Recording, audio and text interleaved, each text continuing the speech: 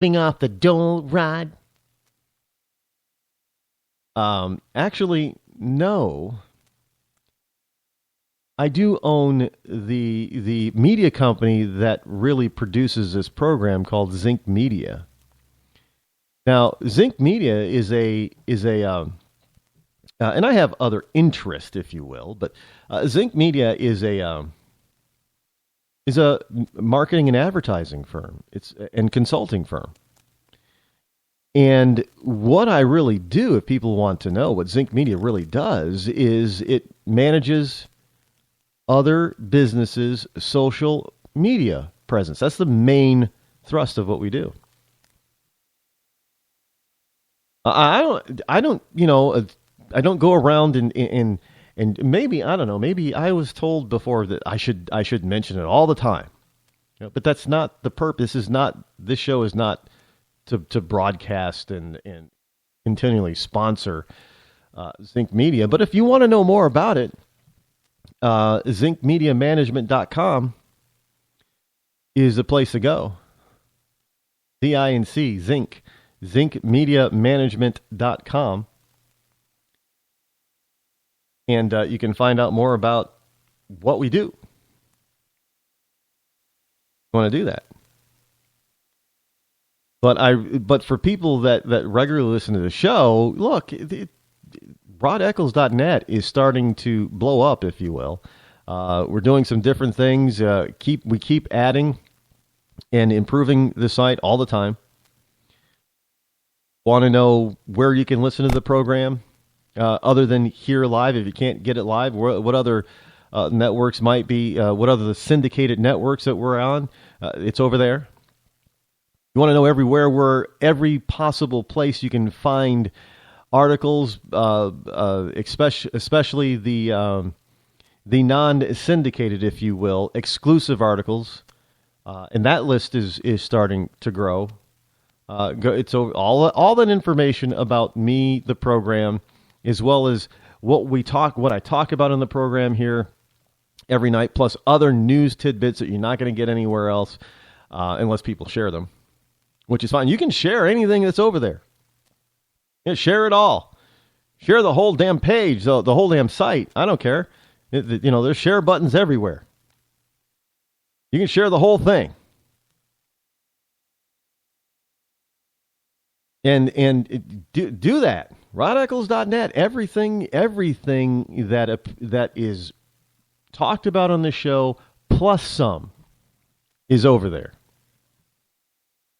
So go right ahead and do that. I think we got a call here. 706, you're live on the Rod Eccles Show. Go ahead. Hello, you might want to turn down your radio. I'm getting a little bit of feedback there. That's good. Who we got in the line tonight?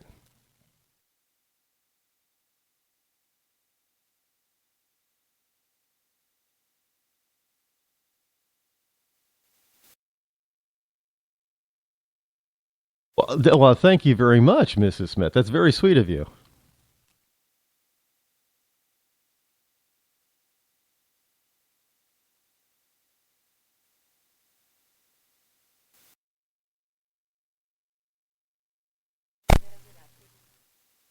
That's what I found out. Yeah, I'm really devastated by that because some of the things that he said were really dead on and insightful, and I wanted everybody else to be able to hear that. But you know what? We are going to have him on here again, as well as some other surprise guests, hopefully over the next few months. So.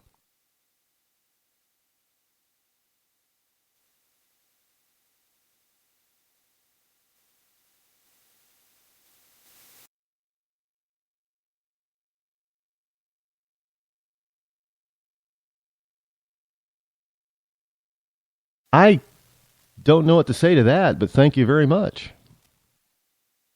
That is very sweet of you. Uh, Thank you. Can I ask you, how did you come to find out about the program and me?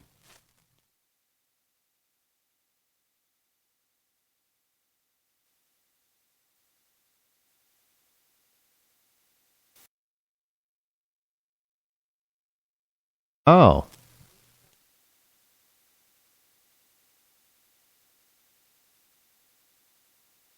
well, that is good to know. That is fantastic. I really, you don't know how good that makes my heart feel that I'm actually able to reach and touch people's lives in a positive way. That's really beautiful.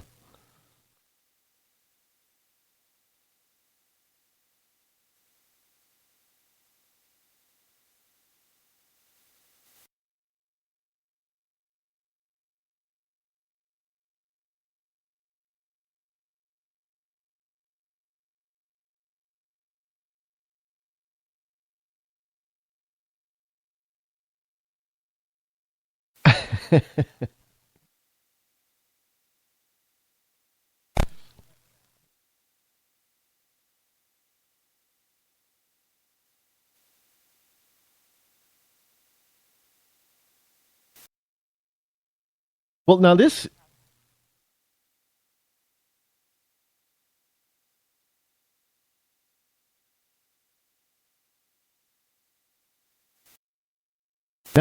is interesting.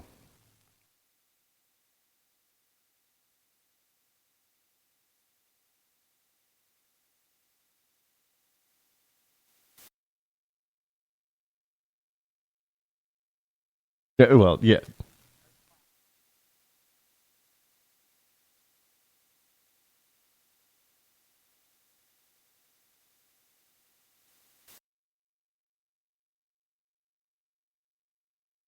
On those parts, you are absolutely correct.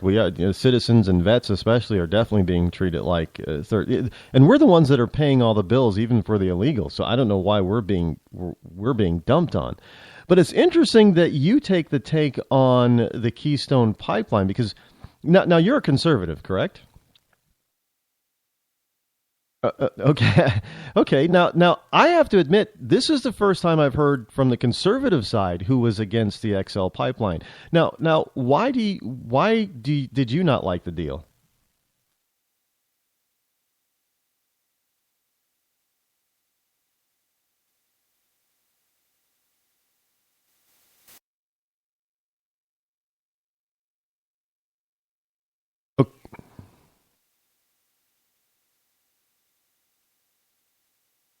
Mm-hmm.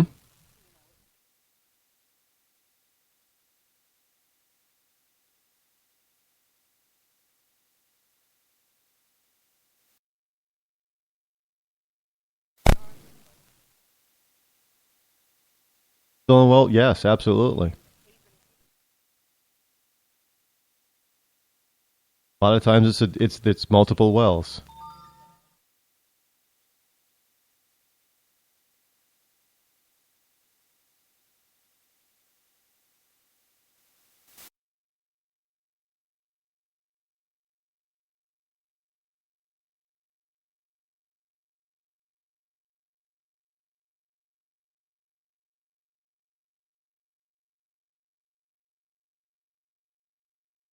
Okay.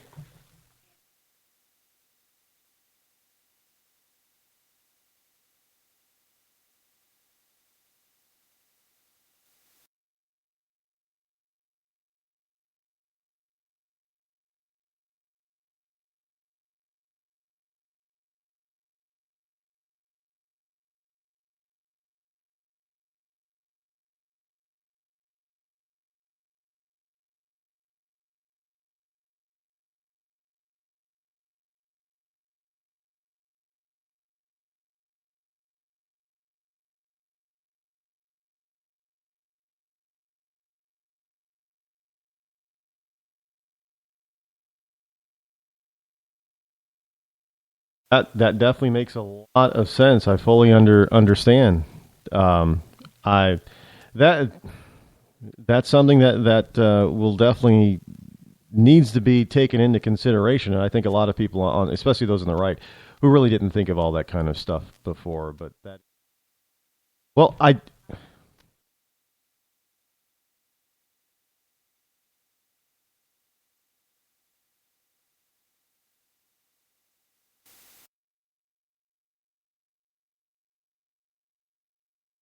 talked and studied under some of the brightest people in the country as far as groundwater pollution goes and the environmental impacts that it has.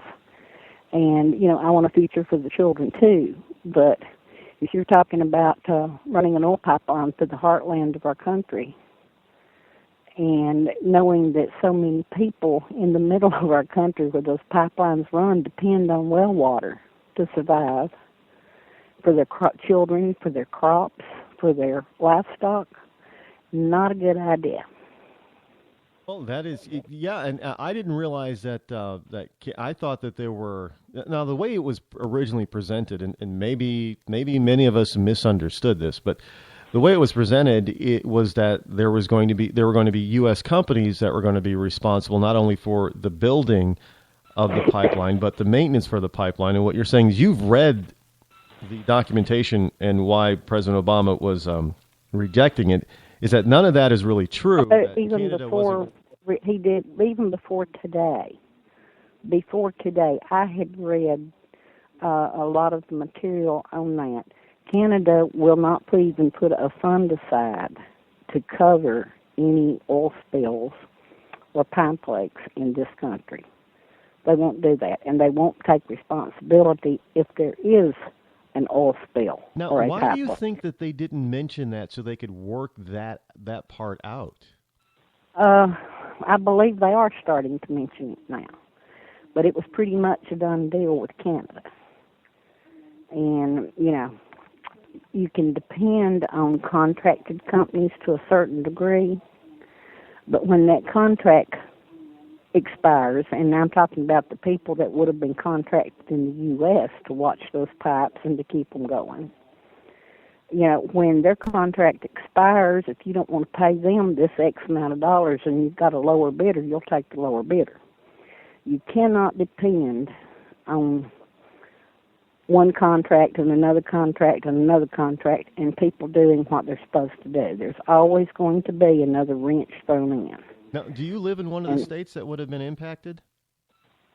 I think a large majority of the country would have been impacted. Well, I mean, the pipeline. Well, I understand with the water supply, but I mean, do you live in one of the states that would actually have the pipeline itself running through your state? No, I'm in Georgia. Oh, Georgia. Oh, well, I knew I detected the accent there, but I wasn't sure where. And people can live anywhere nowadays; it's no big deal. Yeah. So I have friends that live through the area where the pipelines are going, and they pretty much have the same concerns. Mm-hmm.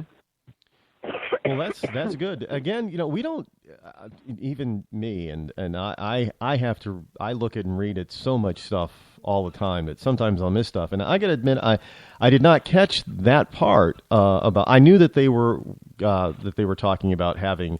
I fully understood that there was going to be a U.S. side or U.S. companies that were going to be responsible for the U.S. side of the pipeline, and Canadian companies that would be responsible for that would have been for the maintenance. Just the maintenance. You understand that? Yep. For the maintenance. But should a large spill occur, or should the ground absorb so much of that oil and it ruin the water wells and the groundwater, mm-hmm. and then eventually it would leak out into your streams and creeks and lakes and ponds, so your livestock would be poisoned too.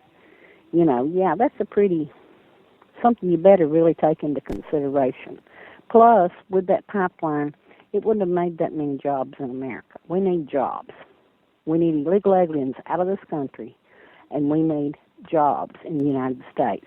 And I'm all for anything that makes a job, but I'm thinking that this was too much of a iffy thing for anyone to even consider, when the only folks that are going to have a job are, number one, those that are constructing the pipeline. And as soon as that pipeline's constructed, they're out of a job again.